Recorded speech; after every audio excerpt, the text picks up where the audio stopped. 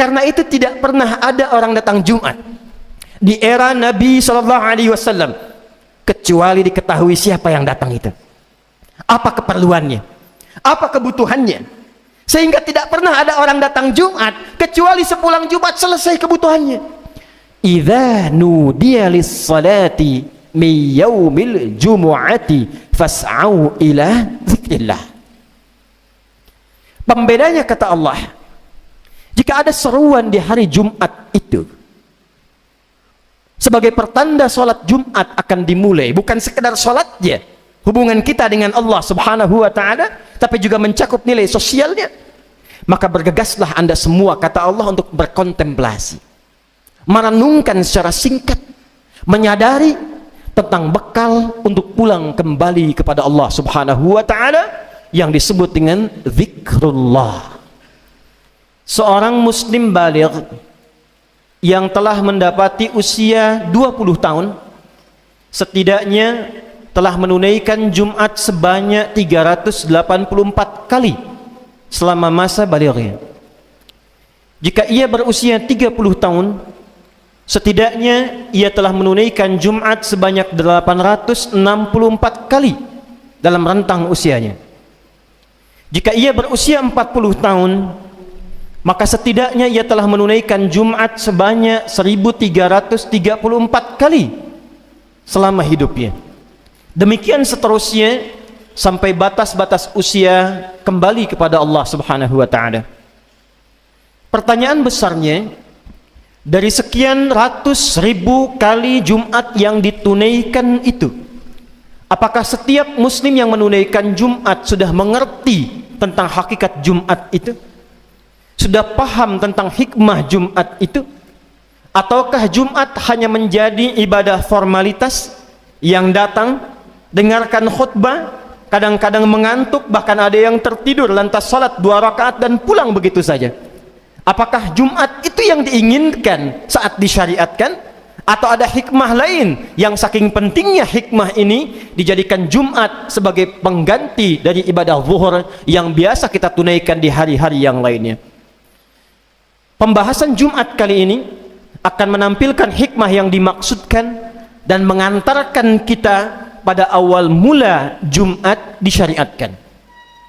Hadirin rahimani wa rahimakumullah, jauh sebelum masa Islam yang kemudian risalahnya ditugaskan oleh Allah subhanahu wa ta'ala kepada Rasulullah sallallahu alaihi wasallam untuk ditebarkan, masyarakat Arab pada masa itu yang dikenal dengan jahiliyah sudah memiliki agenda pekanan dalam beraktivitas.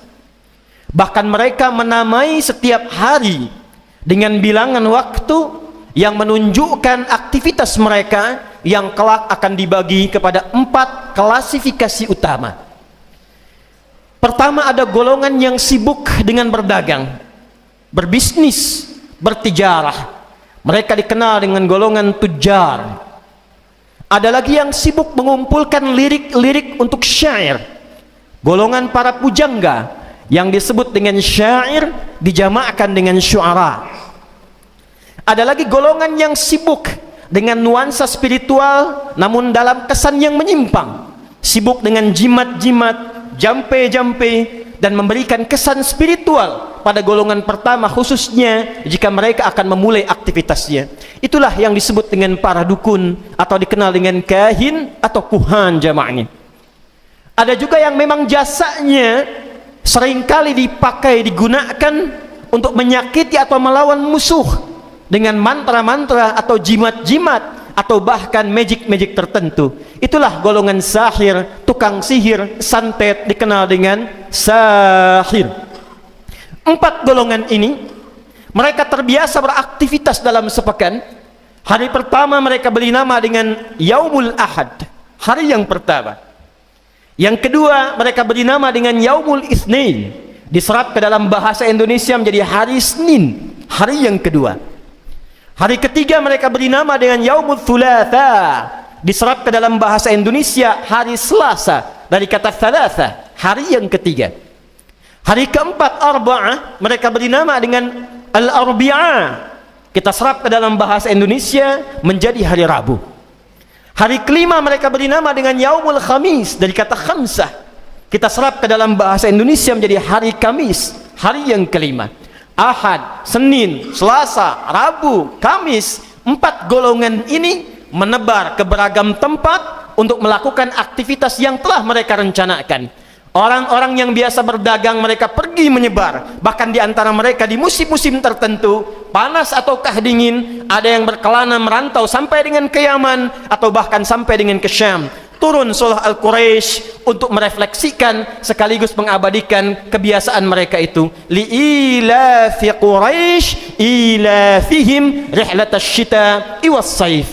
Demikian para syuara, mereka datang ke lembah-lembah, datang ke bukit-bukit mencari inspirasi, kadang-kadang hanya untuk mendapatkan inspirasi, menuliskan lirik-lirik untuk menjadikan semua lirik itu menjadi qasidah yang enak untuk dinikmati. Maka turun Quran surah ke-26 Asy-Syu'ara, dan dari ayat 227 menyampaikan kebiasaan mereka itu. Wasy-syu'ara'u yattabi'uhumul ghawun alam tara annahum fi kulli wadin yahimun. Dan para pujangga itu kadang-kadang melakukan aktivitas yang tidak banyak manfaatnya. Mereka turun ke lembah-lembah hanya untuk mendapatkan inspirasi, setelah itu merakit, menenun syair mereka hanya untuk ditampilkan begitu saja tanpa melahirkan kemaslahatan yang lebih. Demikian para tukang dukun, kahin, demikian para sahir, mereka akan berusaha meramu jimat-jimat yang dengan itu mereka akan coba jual di 2 kalangan yang pertama. Hadirin, puncaknya di hari yang ke-6. Mereka tidak menamai hari ke-6 ini dengan nama bilangan seperti awal. Kalau konsisten kita katakan Yaumul Ahad, Al-Itsnin, Al-Thulatha, Al-Arbi'a, Al-Khamis. Konsisten ke-6-nya As-Sadis. Tapi mereka beri nama dengan Yaumul Arubah. Yaumul Arubah. Pada mulanya di era kakek moyang Nabi Muhammad SAW, yaitu Ka'ab bin Lu'ay, seperti disampaikan oleh Abu Qasim As-Suhaili dalam kitabnya Raudul Unuf, bahwa makna Arubah pertama kali ditampilkan adalah hari pertemuan untuk berkasih sayang. Yaumur Rahmah, datang untuk saling berkasih sayang, menampilkan perhatian. Tapi setelah lewat generasi, mendekati ke era Nabi Muhammad SAW, maka makna Arubah berubah menjadi hari berbangga sebagai orang Arab, hari untuk berpesta, hari untuk menampilkan hasil kebanggaan dari 6 hari kerja keras ke belakang. Maka mereka akan berkumpul di hari yang ke-6 ini di pusat-pusat perbelanjaan. Mereka berkumpul di pusat-pusat pasar, di aswaq yang dikenal dengan Dumatu Jandal, Suku Uqaf, dan puncaknya bertemulah mereka di satu tempat dekat dengan Baitullah dikenal dengan Jabal Qubais. Maka orang yang paling banyak hartanya di situ akan dipamerkan, akan diangkat, dia naik ke atas dan ditampilkan, ini hartawan terkaya di kalangan masyarakat kita. Maka orang yang paling bagus syairnya, dia akan dinilai, dikumpulkan qasidahnya, dituliskan dengan tinta emas, ditempelkan di dinding Ka'bah yang kelak di masa Islam akan dirubah dengan kain kiswah yang berganti dengan tulisan ayat Al-Quran itu. Dulu tulisannya adalah syair-syair jahiliyah dikenal dengan mu'allaqat. Di situ ada Imra'il Qais, di situ ada pujangga-pujangga yang lainnya. Demikian dipertandingkan setiap datang kesempatan pekan Yaumul Arubah. Para dukun, siapa yang paling hebat mantranya? Siapa yang paling sesuai dengan kenyataan di lapangannya? Maka dia akan diangkat menjadi dukun rujukan, tukang sihir yang paling utama. Itulah kebiasaan masyarakat jahiliyah yang setiap pekannya beraktivitas, mencari dunia, mencari karya, lelah, penat, dan puncaknya hanya untuk ditampilkan pesta, foya, ria. Yang kaya semakin meningkat, yang lemah semakin tertindas, yang hebat semakin terangkat. Datanglah Islam, membawa risalah pembebasan, membawa risalah kemuliaan, mengangkat derajat manusia dari nilai kegelapan, ketertinggalan pengetahuan, ketertinggalan moral, ketertinggalan nilai-nilai kemanusiaan. Maka diangkat, diberikan cahaya, dan dinaikkan kepada derajat tertinggi yang tidak pernah ditampilkan oleh nilai kemanusiaan pada masa itu. Di antara sekian syariat untuk mengangkat nilai kemanusiaan itu, maka sesaat sebelum hijrah Allah menurunkan kepada Nabi Muhammad sallallahu alaihi wasallam untuk menunjukkan perbedaan antara orang yang sudah beriman dan berislam dengan orang yang belum berislam dan beriman. Turunlah Quran surah ke-62 di ayat yang ke-9 itu dan merubah nama Yaumul Arubah menjadi nama baru sesuai dengan nama surahnya, surah Al-Jumu'ah. A'udzubillahi minasyaitonir rajim. Ya ayyuhalladzina amanu idza nudiya lis-salati min yaumil jumu'ati fas'au ila dzikrillahi wa dzarul bai'.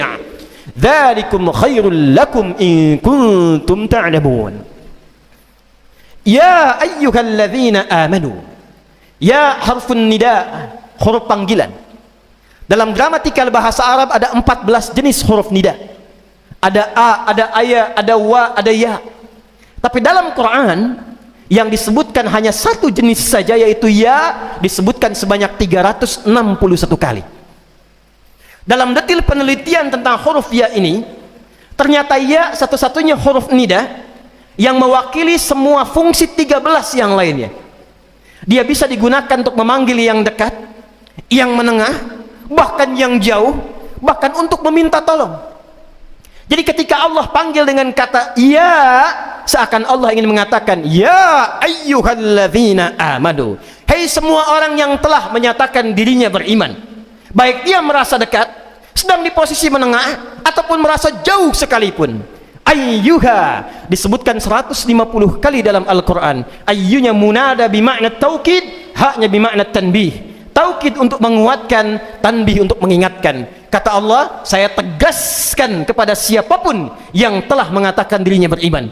Saya ingatkan kepada siapapun yang telah mengatakan dirinya beriman. Siapa itu ya Allah? Alladzina amanu. Alladzina disebutkan 1080 kali dalam Al-Quran. Isim mausul yang menunjukkan pada bentuk jamak tanpa batas. Dia mencakup laki-laki, dia mencakup yang baligh, yang tua, yang biasa, yang merasa status sosialnya tinggi, menengah, ataupun biasa. Kata Allah, sepanjang dia telah menyatakan beriman pada Allah subhanahu wa ta'ala, maka mesti ada perbedaan imannya antara keadaan dirinya sudah beriman dengan yang belum beriman.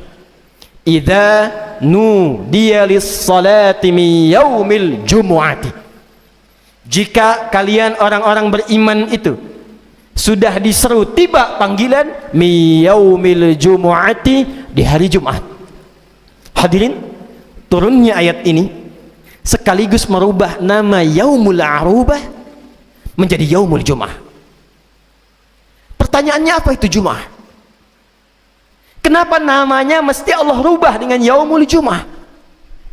Dan meminta setiap insan yang telah beriman, sepanjang dia mengatakan telah beriman, terpanggil dengan panggilan iman itu dan datang untuk mempraktekkan makna Jum'ah. Hadirin, Jumat bukan sekedar nama biasa. Ada yang mengatakan dia berasal dari ijtima'. Bukan sekedar ijtima'. Ijtima' sekedar berkumpul. Tapi Jum'ah setidaknya dia memiliki 3 makna utama. Jum'ah mengandung kata al-jam'u, datang berkumpul. Yang kedua, Jum'ah juga mengandung kata at-ta'aruf, saling mengenal. Al-Jum'ah yang ketiga juga mengandung makna al-ihtimam, saling memberikan perhatian.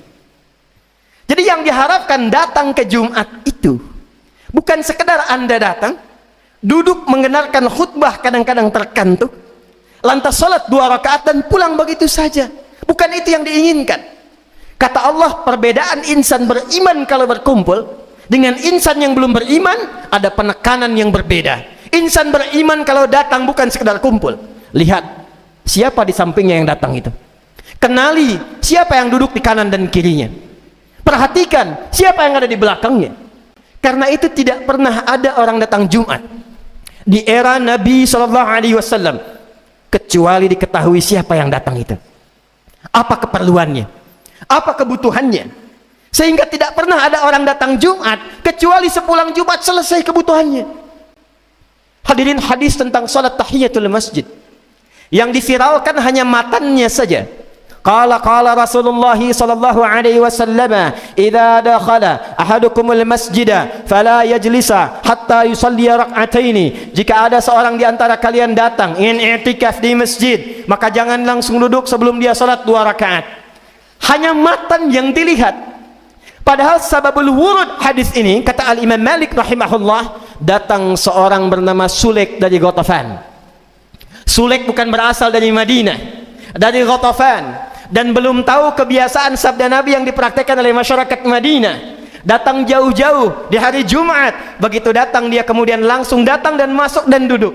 Maka Nabi ingin perkenalkan, ingin berikan informasi kepada masyarakat Madinah, itu ada saudara kita yang datang.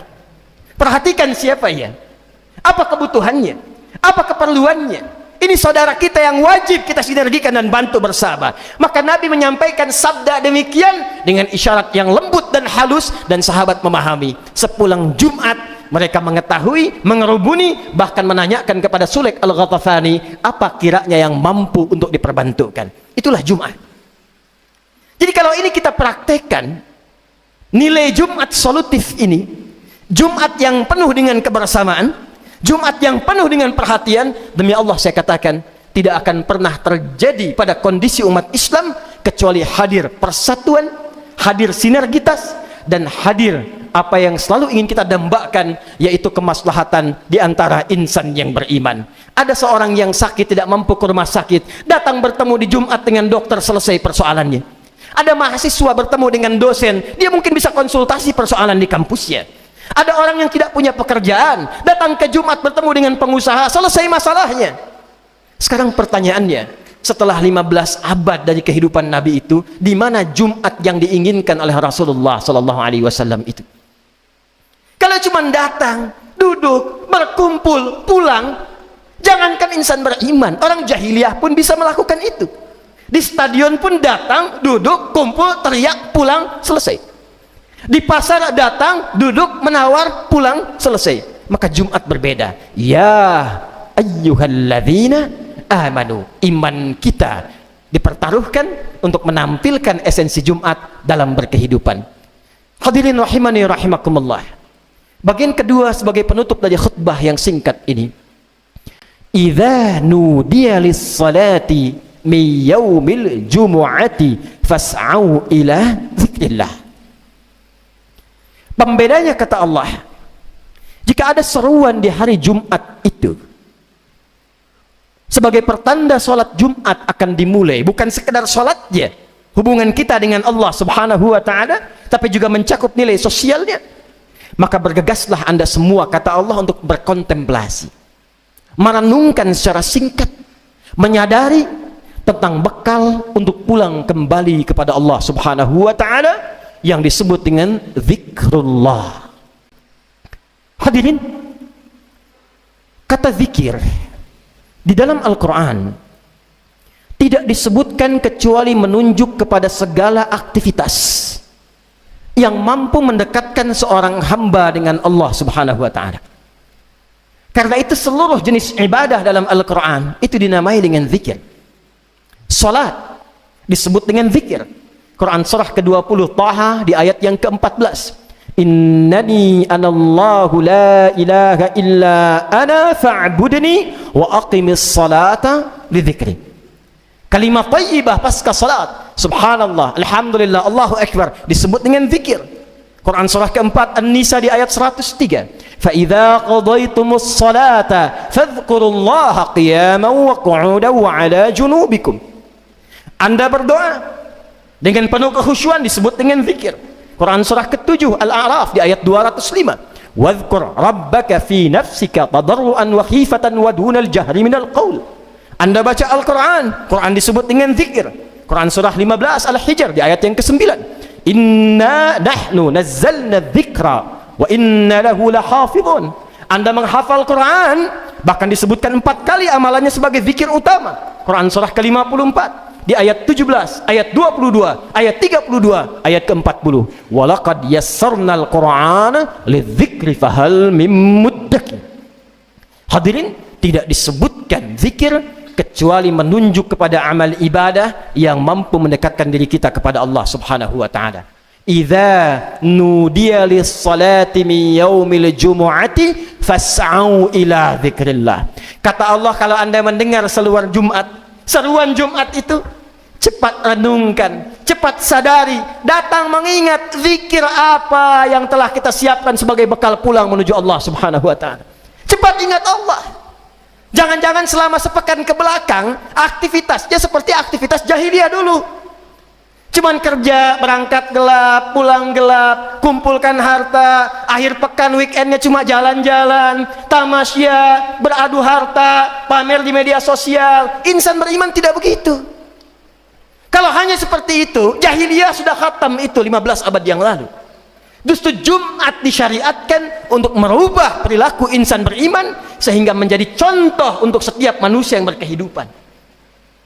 Kalau cuma Anda bekerja berangkat gelap, kumpulkan uang, sajikan lewat fantasi dunia yang mengambang itu, rumah yang megah, kendaraan yang banyak, nikmat untuk liburan, bercanda, bertamasya, update status, peningkatan sosial.